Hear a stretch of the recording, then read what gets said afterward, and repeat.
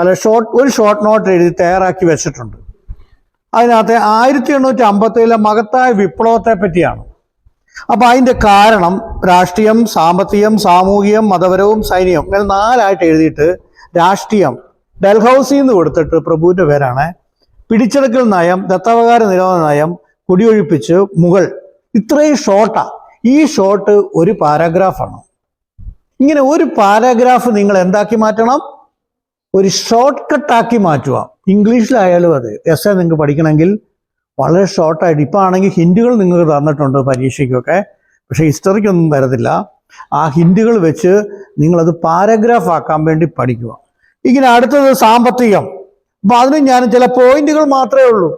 പിന്നെ സാമൂഹികവും മതപരവും ചില പോയിന്റുകൾ പറഞ്ഞിട്ടുണ്ട്. ഇനി അവസാനമാണ് സൈനികം.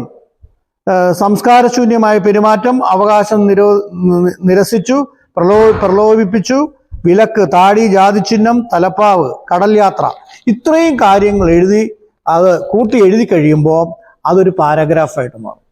ചില പറയും എനിക്ക് എസ് ഐക്ക് എഴുതാൻ വലിയ പാടാണെന്ന് പറയും. അപ്പോൾ എസ് എ നിങ്ങൾക്ക് 2 പേജിൽ എഴുതേണ്ട കാര്യങ്ങൾ നിങ്ങൾ എന്ത് ചെയ്യണം? ഷോർട്ടായിട്ട് എഴുതി നിങ്ങളുടെ കയ്യിൽ കുറിപ്പായിട്ട് വെക്കുക. കോപ്പി അടിക്കാനല്ല, അത് നമ്മൾ ഓർക്കാൻ വേണ്ടി. ചുമന്ന മഷി കൊണ്ടൊക്കെ എഴുതിക്കുമ്പം അത് നമ്മൾ പരീക്ഷയ്ക്ക് എഴുതുമ്പോൾ നമ്മുടെ മനസ്സിൽ എന്ത് ചെയ്യും? ഓർത്തു വരും, തെളിഞ്ഞു വരും.